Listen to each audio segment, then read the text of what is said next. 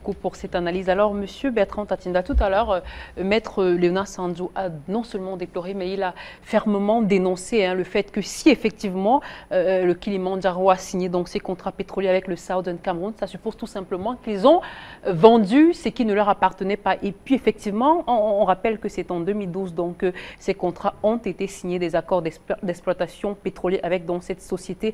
Alors, comment est-ce que aujourd'hui, comment est-ce que vous trouvez que cette signature, est-ce que selon vous, cette signature, ces contrats ont clairement un impact sur la situation actuelle dans cette crise anglophone? Oui, ces contrats ont un impact sur la situation dans la crise anglophone, mais je crois qu'il faut les relativiser.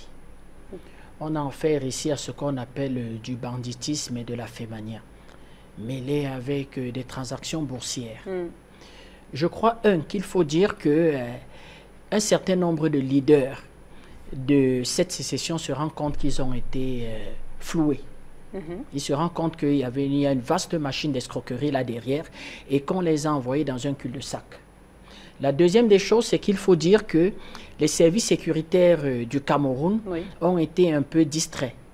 Parce que pendant que cette firme signe des contrats avec les sécessionnistes, il faut être très clair, nous parlons des sécessionnistes, de ceux qui s'attaquent à l'indivisibilité du Cameroun. Nous ne parlons pas de nos frères anglophones, qui peuvent avoir une vision politique de croire que le Cameroun peut aller mieux si le Cameroun est régi sous la forme d'une république fédérale. C'est tout à fait normal, ça peut se discuter. Donc nous parlons ici des sécessionnistes, de ceux qui ont décidé de s'attaquer à l'unité du Cameroun. Donc pendant que cette firme signe un contrat avec ces sécessionnistes, elle le signe aussi en Angola. C'est-à-dire qu'avec les sécessionnistes angolais. Elle le signe aussi avec un mouvement rebelle ougandais. Donc ce sont des gens qui véritablement rencontrent la diaspora camerounaise aux États-Unis et leur expliquent tout simplement. Cette diaspora camerounaise explique que nous avons un projet au Cameroun, effectivement, nous voulons nous détacher du Cameroun et ils disent que nous sommes intéressés. Et cette diaspora, entre guillemets, sécessionniste camerounaise, leur dit, voilà, nous vous donnons 43 000 km² du territoire camerounais, riche en pétrole et en matières premières. Et la société dit, d'accord, faisons affaire. Ils s'asseyent, ils signent le contrat. Première question.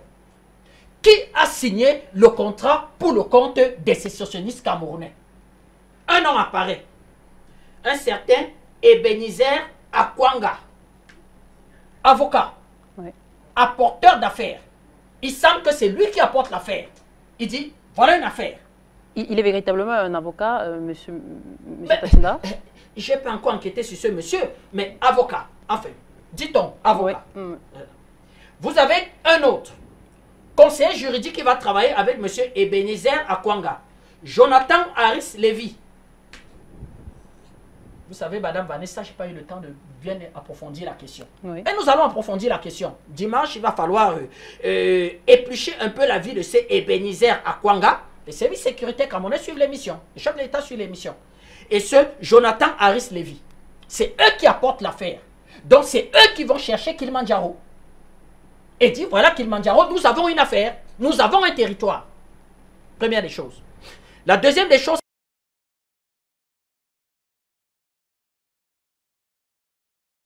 qui négocie pour le compte de Kilimandjaro?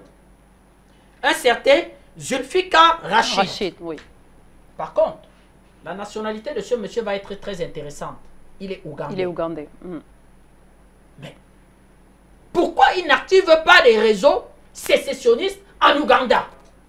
Pourquoi il va se focaliser sur le Cameroun? Point d'interrogation. La quatrième des choses qu'on peut se poser comme question, à combien Kilimandjaro paye cette affaire qu'on apporte? Kilimandjaro va dire c'est secret. Nous avons des clauses de confidentialité. Sauf que Kilimandjaro va donner en quelque sorte, un indicateur très important. Kilimandjaro va dire, nous allons mettre à la disposition non seulement de ceux qui vont apporter l'affaire et des chefs sécessionnistes, nous allons leur mettre à leur disposition un montant très significatif. Un montant très significatif. Des avocats qui ont l'habitude d'éplucher les contrats d'affaires entre, comment on va dire, que les États et les multinationales qui font dans les mines peuvent nous dire à peu près le seuil de financement qui peut être considéré comme montant très significatif. Oui. De mon strict point de vue, ça vaut des millions de dollars. Parce qu'un montant très significatif ne peut être 10 000 dollars. Quand on vous donne 43 000 km² de territoire. Or, quand vous regardez la superficie du nord-ouest et du sud-ouest, la superficie du nord-ouest et du sud-ouest, ça fait dans les 26 000, 30 000 km². Ça veut dire que ça ne se résume pas seulement dans le nord-ouest et le sud-ouest. Autre chose, les responsables de Kilimandjaro expliquent que nous soutenons une sécession, mais dans laquelle doivent être inclus 3 régions. Le Biafra, Bakassi, le nord-ouest et le sud-ouest. Donc, avis aux Camerounais, avis aux responsables de sécurité camerounais, il peut à tout moment aussi avoir un certain type de rebelle instrumentalisé dans la région de Bakassi. Et nous comprenons aujourd'hui pourquoi les Tayouk Tabé s'étaient installés au Nigeria. C'est-à-dire qu'il était question de faire véritablement une jonction entre les mouvements sécessionnistes nigériens et ceux du Cameroun pour se donner des bases arrière mutuelles. Ça veut dire que Boari, mettant l'armée pour mater son mouvement sécessionniste, il se serait réfugié au Cameroun. Et vice-versa. Donc, ça veut dire qu'il y avait déjà une jonction. Et nous avons été les premiers à le dire. Et quand nous regardons ces territoires-là, nous constatons véritablement que ce sont des territoires qui sont riches en pétrole et en un certain nombre de minéraux. Ultra riche, oui. Autre question. Est-ce que ce qu'on appelle les responsables officiels du Canada sont au courant de ça? Ah, voilà une question très importante.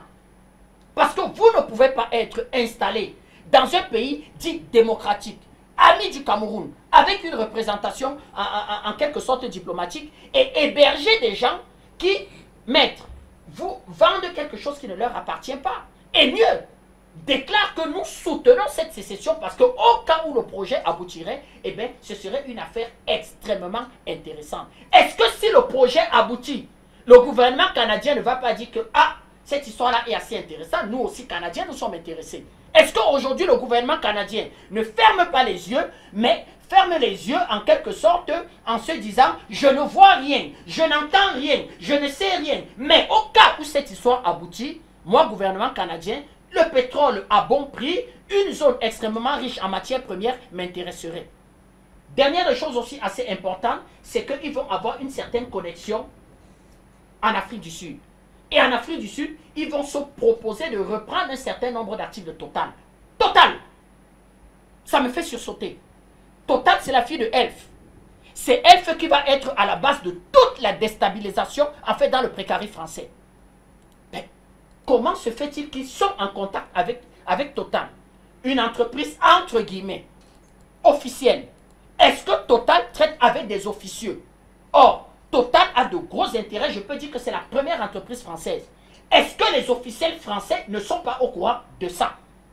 Vous voyez que c'est une histoire tellement imbriquée qu'à un moment donné, on peut se dire que est-ce que les lampistes ne sont pas les Tayouk Tabé, les idiots de la farce? Est-ce que ce ne sont pas eux les idiots de la farce? Est-ce que tout simplement, ceux qui pilotent cette histoire-là sont tout simplement M. Macron, le gouverneur canadien, M. Trump, et un certain nombre de relais au sein des multinationales. Voilà en fait ce qu'on peut dire, sur cette histoire-là. D'accord. D'accord, on va y revenir, M. Tatinda. En tout cas, ce sont des questions auxquelles les réponses viendront peut-être au fur et à mesure. Et donc, avant d'ouvrir le standard et permettre à nos téléspectateurs de réagir déjà,